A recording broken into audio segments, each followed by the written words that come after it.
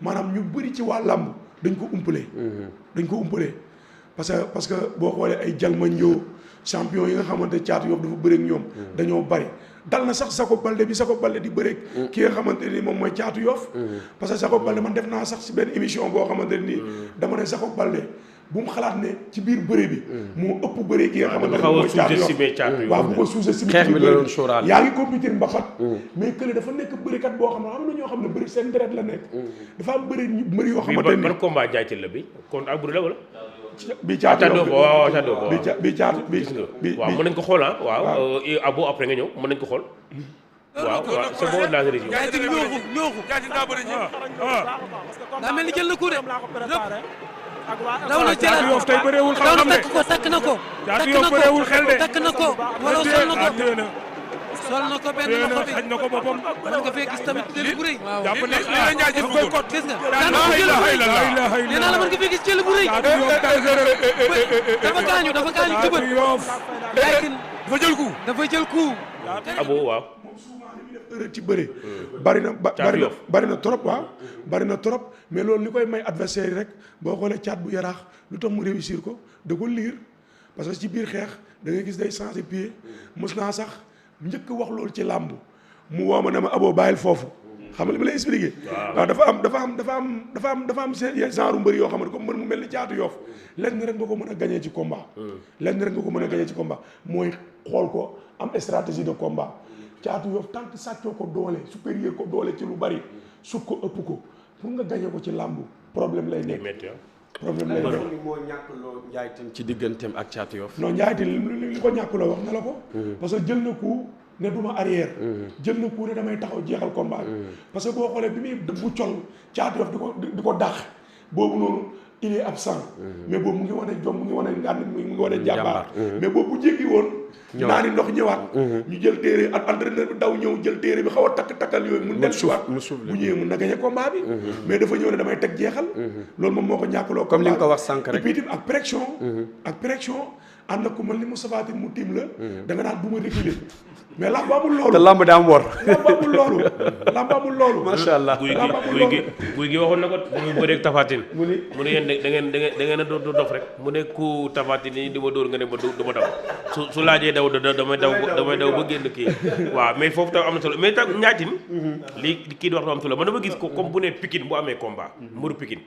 boo gëstoo da ngay gis Pala Diop gis Abdou Bakhoum gis Mansour gis Bourkhane gis ñoom ñëpp mais man rarement laay gis mbëru Bawol di bëre bon Tapha Tine en général quoi boobu moom di mais sinon ma gis bëru Bawol di bëre ma gis maanaam kàngamu Bawol yëpp teew mbëru Bawol yëpp teew accompagne ko bëriwul de wala maa dul seetlu non dina am mais des fois xam nga temps bi du leen ko maye waaw des fois gars yi di ñëpp di ñëw di man daanaka saa yu bëri ñoom bada jon ñëpp ñu ngi taxaw bay bada yin waa Eli Souké ñoom ñëpp ñu ngi taxaw waaw di profité di leen noyu ñoom ñëpp waaw di leen wax ne daal affaire yaa ngi noonu daal nañu gën a jàppalante suñu biir gën a jàppalante xale yi waaw 100% Bawol am na yéen a ngi am na tey est-ce que mën nañu imaginer tey Ndiaye Tine Mbaye Guy gi booy bi war a bëre ak Prince Mor Kankang ak Tafa Leer nangam yéen ñëpp waaw ngeen daje di contact booy xool ñun ñëpp ñooy contact yéenay contact ñun ñëpp ñooy contact parce que daanaka donte bokku leen écurie bokkuñu écurie Baye Bada écurie man fu ma ci neex laay dem contact fi mu toll bu ma neexee damay dem écurie Baye Bada contact bu ma neexee damay dem écurie Bada Jon contact ak sunu écurie même ñoom même ay kewel li ñëw suñu kër ak sunu école di contact foofu man damay dem seen école contact kon ñun amuñu xaj ak seen ñun ñëpp benn lañu dañoo bokk loo xamante ni mënuñu ko séddoo muy Bawol te du yàgg bu ñu bëri suñu biir kon war nañoo mën a jàppalante ñun ñëpp keroog njaxas gi dafa ne njaxas gi yaa ma kii woon njaxas gi nee na Bawol bu nekkul ay Dakar yi nekk fii si Géejawaay moom ay banlieue bu dajeeg yow day bëreeg yow de loolu la wax moom dafa xaajali Bawol nee na ku dina ay Dakar yi garaawul mais ay Bawol yi ne fii si banlieue bi ku mu dajal bëreeg dafa am Bawol banlieue ak bu Dakar wala lan waaw ñoom parce que ñoom comme mu ngi mel ni Tafa Leer moom mu ngi Caaroy mais su ñun foofu la nekk ci ñun la nekk foofu lay chaque jour foofu lay jógee ñëw entraînement bon fa lay jógee ñëw Caaroy la nekk mais foofu lay ñëw ci ñun lay même am nay bool yi ñoom Sa Thiès ñooñu yëpp ñoom ñu ngi écrit Thiaroye quoi mais ñoom moom du ñu bëre suñu biir. waaw noonu la demee. macha allah waaw. kon daal gën leen a ba parce que nag Bawol am ngeen lu ñu bëri amul. lu kenn amul la ñu bu ngeen dajaloo. amateur yëpp Bawol la ñu. waaw kon bu ñu dajaloo doon benn. ngeen dajaloo war nañoo mën a teel boole xel yeeg xalaat yi. waaw boole xale yi fa ne ci mbër ñu kontakandoo. moo ngi am lu bëri ah. lu la waaw ma mooy gisoon benn promoteur bu mag bu xaw a dëkk côté Guédiawaye mais combat fois passé daal dama gis mu téye loxoom te dafa am solo lool ci ginnaaw Tapha Tine loolu nag xaw na ma jaaxal est-ce que diggante Dieye ak Tapha Tine jàmm mi ngi fay am ba tey. waaw bu baax a baax. ñu ngi déggante tout le temps. Dieye Sène gis naa ko combat am contre Balla Gaye boobu il était très actif. contre Balla Gaye il était très actif. waaw mais ci la Tapha gëj a bëri ah. dama foroon ci wéewu bay bi combat bi jàllee xam nga rek mooy loolu quoi mais est-ce que combat bi mën nañ ko yooyu daal lay waxee. mooy loolu mooy leen waxal mu leer. loolu kii Lamine Tapha ñu ngi déggante. Lamine loolu topp yi la rek parfois nag. Lamine loolu topp yi la rek dafa am topp yoo xamante ne nii toujours ñoom ñooy yàqal champion yi parce que dafa am nit làmb nag toujours rek ki nga xamante ne moom mooy champion bi toujours rek warul yor benn nopp champion bu yoree benn nopp rek toujours rek du mën a jiite ñi nga xamante ne ñoom lay àndal parce que toujours rek boo déggee daal ci làmb toujours dañ lay indil diw nee na la wala diw moo la wax léegi nag boo mënul canaliser diw nee na diw moo la wax rek pour yow rek toujours rek da ngay am ay problème ak ñi nga nekkal quoi moo tax damay lancer benn appel champion yi nga xamante ne nii ñoom ñoo nekk Bawol mooy seen champion yi nga xamante ñoom ñoo nekk Bawol Tapha Tine am na si ñoom njëriñ mais ñoom ñoo ëpp njëriñ ci Tapha Tine parce que ñoom ñoo war a daw vers Tapha Tine parce que Tapha Tine am na lu bari loo xam ne mën na ko gis ci biir làmb ñoom mënuñu ko gis ci biir làmb am na lu mu leen mën a apporter lu baree bari ci biir làmb mbër boo nekkee ci gox ngay jàng bëre da ngay nangu ki la jiite mu yilif la boo nangoo mu yilif la rek toujours rek day tax nga progresser parce que amuñu champion bu sut Tapha Tine biir Bawol loolu moom ñu bëgg ko ñu bañ ko amuñu champion bu sut Tapha Tine biir Bawol ci Xayloo ci Zallo ci Pape Faye ci Mbaye Diouf Abou Jonn champion yooyu noonu yëpp ñu ngi woon biir Bawol tey pour man Tapha Tine bu bëree ba bàyyi bëree jëlul roi des arènes yóbbu ko biir Bawol rek pour man carrière bi dafa échoué quoi moo tax Tapha Tine kese mënul atteindre ay objectif am ci làmb foog Bawol yëpp ànd booloo nekk benn pousser ko vers la victoire moom looloo mën a réussir loo Tapha Tine bis bi. macha allah très bien loolu c'était tout ce qu'on devait dire sur le combat Tapha Tine Franc waaye xam ngeen ne am nañu beneen combat royal bi war a dox le 5 avril la war a doon normalement 2025 gars yi nee nañ dégg naa Ngone Mbaye Ngone nee na Sa Thiès mën waaw nee na moom mënu ëpp doole quoi moom mënu ëpp doole xaw ma nag loolu ndax wax jooju abo noo ko dégg. waaw Père Mbaye Ngone di ko nuyu bu baax moom xam nga rek. waaw nitu làmb la. waaw te moom nitu làmb moom xasee ba wax moom surtout mag. waaw doo teggi ay waxam quoi. li mu wax mais nag li mu wax nag. nangul nañ ko quoi. nangul nañ ko mais ñun tey suñ doon joxe suñu point de vue ci côté boobu rek. dañuy wax ne loolu moom pour man. waruñu ko mën a sax déglu quoi. waaw non mais parce que tey ki nga xamante ne ni moom mooy Modou Lo. dafa Sa Thiès moo ko ëpp doole. pour man loolu boo ko waxee rek. pour jaay combat bi la wala pour booster. Sa Thiès pour mu réussir Modou Lo la quoi. mais Sa Thiès mais ci wàllu def loolu si. waaw ci wàllu performance. boo xoolee de vu que ne Modou Lo Boy Niang moo daan ki nga xamante ne moom mooy Sa Thiès. bi ko Modou Lo jàppee daf ko saayee. kon combat la boo xamante ne ni tey boo ko yombalee Sa Thiès rek. pour man yow yaa ko xañ quoi. combat bu metti la abu. Sa Thiès mën na réussir ki nga xamante ne moom mooy Modou Lo. mais Modou Lo mën na réussir ki nga xamante ne moom mooy Sa Thiès. parce que le favori c'est Modou Lo. parce que bëri bi dafa am fu ko Sa Thiès di yóbbu pour mën ko réussir. am na foo xam ne bis bu ñu fa yeggee ci biir bëri bi rek Modou Lo day réussir Sa Thiès. moo tax Sa Thiès combat la boo xamante ni même doole dina ko indi puissance résistance yëpp dina ko indi mais dafa am lu moom ci combat bi. li moom ci combat bi rek 30% rek la. kan xam la moo tax ma jox ko 30%. xam la moo tax ma jox ko 30% abu. maanaam si biir bu ñu soufflé combat bi. ba romb première minute deuxième minute. fekkee dañoo def tampon ba romb loolu rek. Modou Lo day mën a bëre si. Sa Thiès du mën a bëre si. parce que bokkuñu ñoom ñaar ni ñu jàngee bëri. bokkuñu ñoom ñaar ni ñuy aborder seen combat. est-ce que xam nga ne saa boo déggee ñu la Sa Thiès jàpp na ngembu. Modou Lo jàpp na ngembu. ñu daw bëri ji. Sa Thiès mën na réussir ki nga xamante ne moom mooy Modou Lo mais foofu Modou Lo da koy ëpp sens. ci lan ndax lan. parce que Modou Lo dafa nekk mbër moo xamante ne nii boo bëreesee ba nga xamante ni tële nga bay ñibbi. da lay gunge ci biir bëre.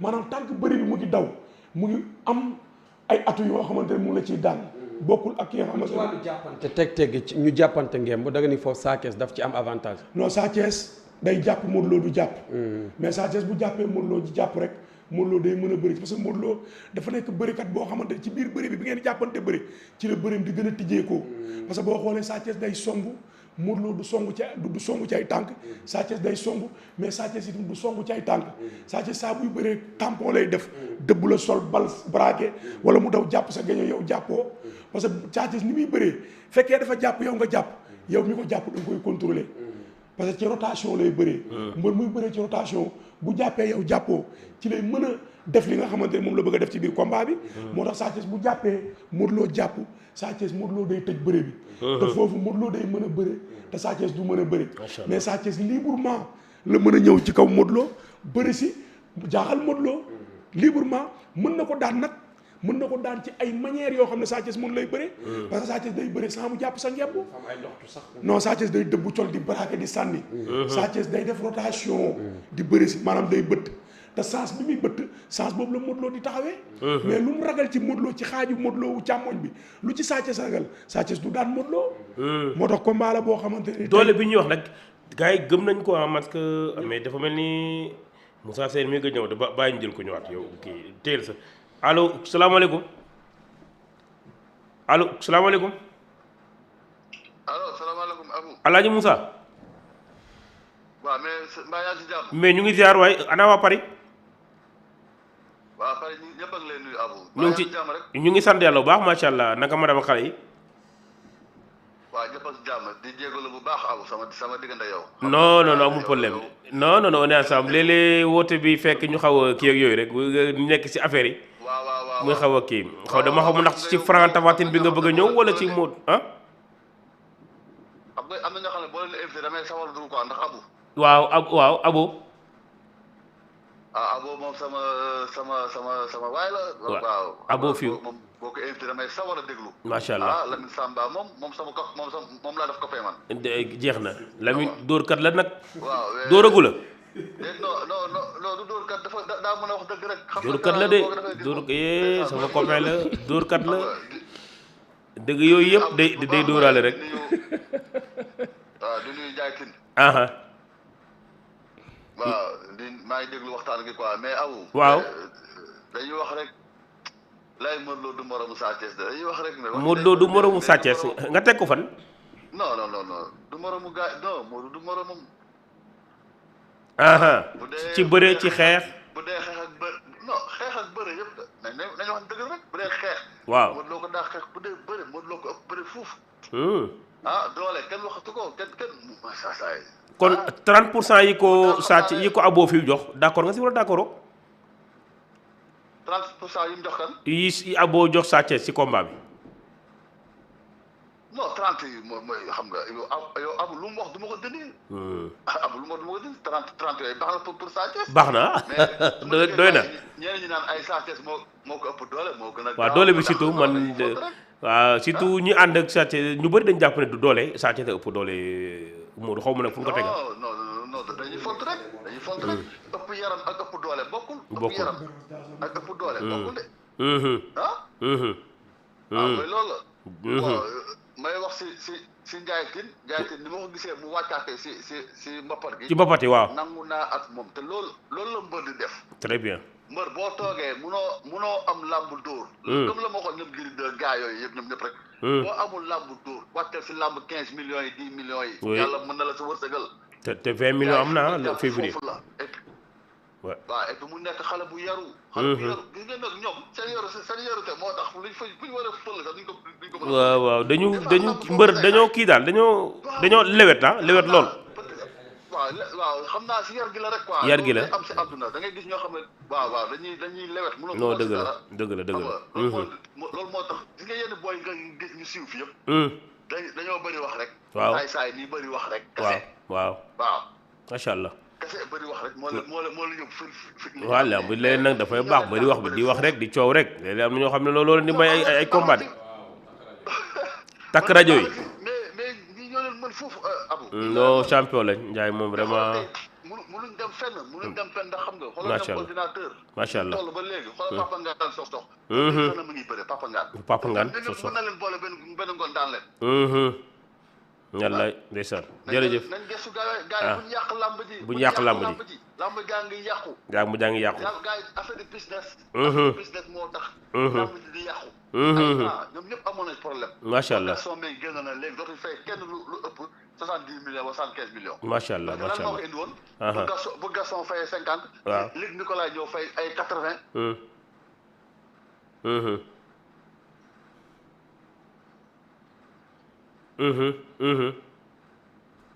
waaw allo Moussa alors oui waaw dafa amoon appel waaw vas-y acca vite fait